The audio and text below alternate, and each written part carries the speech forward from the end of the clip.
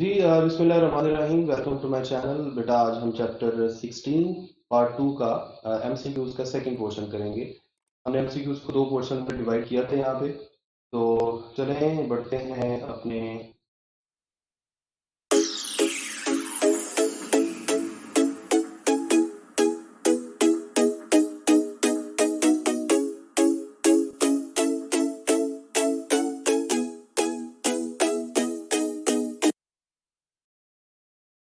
जी welcome back. चलते हैं अपने लेक्चर की तरफ बगैर टाइम वेस्ट किए। ये सामने स्क्रीन पर आपको लर्निंग आउटकम्स नजर आ रहे होंगे। इसमें हमारे पास टोटल 9 टॉपिक्स हैं। Impedance, RC and RLC circuit, power in AC, series resonance circuit, parallel resonance circuit, जो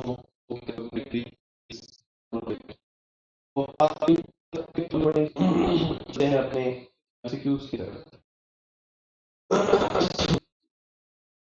जी एमसीक्यूज में सबसे पहले इम्पीडेंस क्या है। अगर सर्किट में आर, सी और एल तीन और तीनों में से चाहे आपने दो लगाए हैं या तीनों ही लगा दिए हैं, तो इनकी कंबाइंड ऑपोजिशन को बोलते हैं इम्पीडेंस। और इस लिहाज से इसका जो ऑपोजिशन, क्योंकि ये ऑपोजिशन है तो इसका मतलब है इसका ऐसा यूनिट क्या होगा, ओम। ऐसा unit of impedance is ohm. ठीक है जी। जी नेक्स्ट है आपके पास RC and RL series circuit. The power factor of an RC series circuit is always less than. जैसे मैं आपको बताऊं, अगर पावर फैक्टर की बात करें तो मैंने लास्ट में क्या बताया था कि इस पावर फैक्टर बोलते हैं। इसमें क्या है और करंट के डिफरेंस। अगर मैं प्योर रेजिस्टिव सर्किट की बात करूं तो फेज डिफरेंस होता है। प्योर कैपेसिटिव सर्किट की बात करूं तो फेज डिफरेंस होता है 90। अब अगर कॉस जीरो के मुताबिक कैलकुलेट करें तो पावर फैक्टर बनता है 1। अगर कॉस 90 के मुताबिक कैलकुलेट करें तो पावर फैक्टर बनता है 0। लेकिन हम जानते हैं कि ये आर सी सीरीज सर्किट है, यानी इसमें आर भी है और सी भी है। इसका मतलब है इस केस में क्या होता है, इस केस में करंट जो है वो वोल्टेज से लीड करता है theta which is less than 90।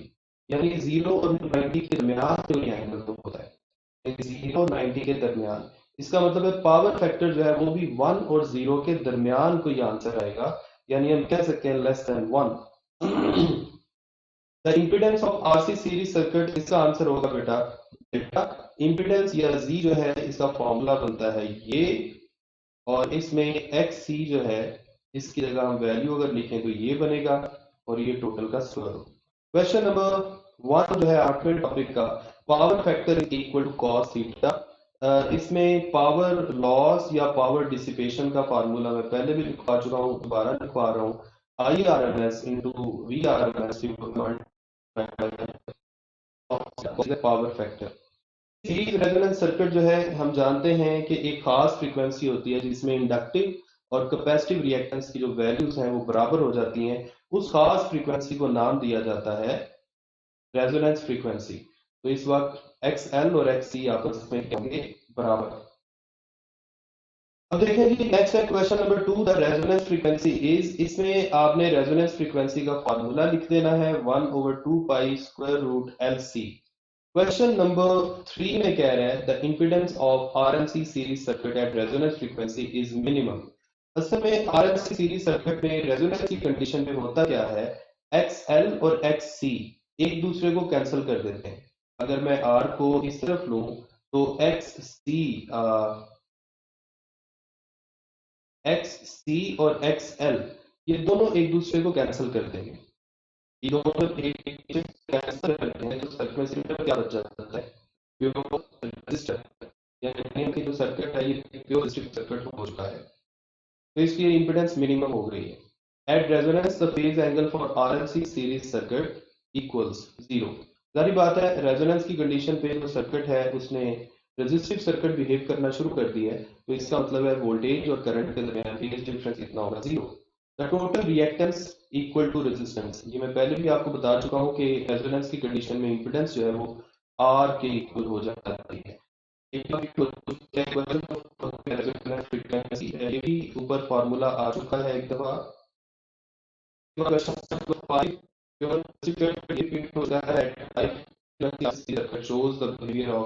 Pure RLC circuit. इसका मतलब क्या है, हम देखें यहाँ तीन कंपोनेंट्स हैं, R, L और C। R जो है ये तो फ्रीक्वेंसी पे डिपेंड नहीं करता, L की जो रिएक्टेंस है वो क्या होती है 2πfL, और कैपेसिटर की रिएक्टेंस क्या होती है ओवर 2πfCA। अब देखते हैं हाई फ्रीक्वेंसी पे इंडक्टिव रिएक्टेंस ज्यादा होगी, कैपेसिटिव रिएक्टेंस। अब चूंकि कैपेसिटिव रिएक्टेंस कम है, कैपेसिटिव रिएक्टेंस कम है, तो कह सकते हैं सर्किट में कैपेसिटर तकरीबन एब्सेंट हो गया। और सर्किट में कौन डोमिनेंट है, इंडक्टर। तो रजिस्टर तो पहले से ही मौजूद है, तो हम कह सकते हैं कि ये सर्किट जो है इसने RL सीरीज सर्किट के तौर पे बिहेव करना शुरू कर दिया। क्वेश्चन नंबर 7 में कह रहा है eight resonance frequency the impedance of RLC series circuit is minimum, क्योंकि इम्पीडेंस जो है वो सिर्फ R के इक्वल रह जाती है। और question at high frequencies which of the following plays a dominant role in inductor। मैं भी आपको बता के आया हूँ कि इंडक्टर जो है ये डोमिनेंट हो जाता है। इसके बाद है क्वेश्चन नंबर 10, इसमें करंट की वैल्यू आपने निकालनी है, peak value of voltage divided by impedance. अब इंपेडेंस रेजिस्टेंस के इक्वल हो चुकी है सर्किट में, तो आपके पास V नॉट ओवर R आ जाएगा। थ्री फेज AC सप्लाई में ये सारी चीजें जो मेंशन्ड है ये आप समझ लें कि MCQs जो बुक में इंफॉर्मेशन है वो गिवन है।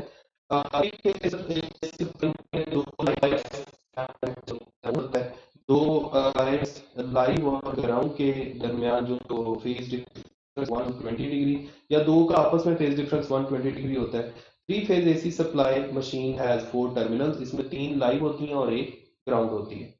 चोक में जी हम जानते हैं कि पावर लॉस ना होने के बराबर होता है। उसकी वजह है कि ये आयरन कोड इंडक्टर होता है।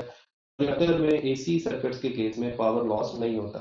Energy stored in the form of magnetic energy, क्योंकि ये यहाँ चेंज होता है मैग्नेटिक एनर्जी को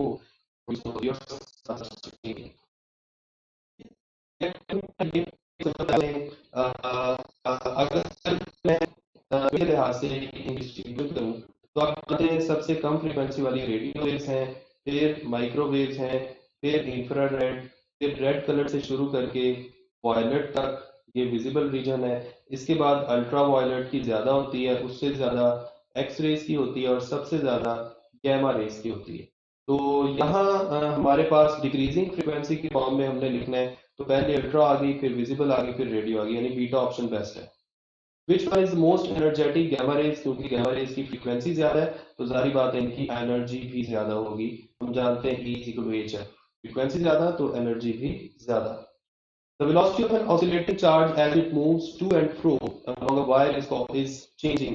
हम जानते हैं कि इलेक्ट्रोमैग्नेटिक वेव्स को पैदा करने का तरीका क्या है कि आप चार्ज को ऑसिलेट करवाना शुरू करते हैं। ऑसिलेशन का मतलब ये है कि मीन पॉइंट पे वेलोसिटी मैक्सिमम होगी और एक्सट्रीम पॉइंट्स पर वेलोसिटी मिनिमम यानी जीरो होगी। Electromagnetic waves are transverse in nature.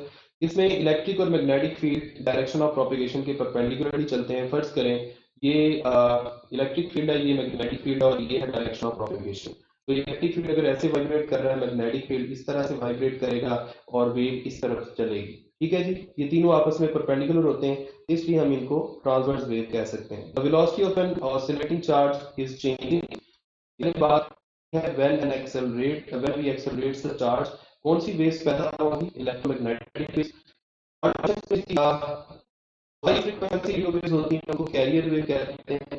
जो लो फ्रीक्वेंसी की वेव्स होती हैं जो ट्रांसमिटर होता है तो मॉड्यूलेटिंग सिग्नल कहते हैं। इन दोनों को मिक्स करके या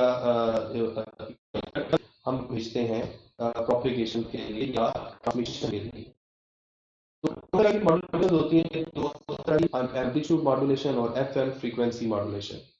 एम्पलीट्यूड मॉड्यूलेशन की जो फ्रीक्वेंसी रेंज है ये भी गिवन है। ये था आपका आज का लेक्चर। मैं इसको एक दफा स्क्रीन पर पॉज करके दिखा रहा हूँ ताकि आप अगर इसको दोबारा से कॉपी करना चाहते हैं तो आप कर लें। ठीक है जी, मुझे उम्मीद है कि आज के लेक्चर में आपको मजीद कोई कंफ्यूजन बाकी नहीं रही होगी। कोई भी MCQ ऐसा नहीं होगा जो आपको तंग करे, लेकिन फिर भी अगर कोई कंफ्यूजन हो तो आप मुझसे पूछ सकते हैं। नेक्स्ट वीडियो तक अपना ख्याल रखें, मुझे अपनी दुआ में याद रखें।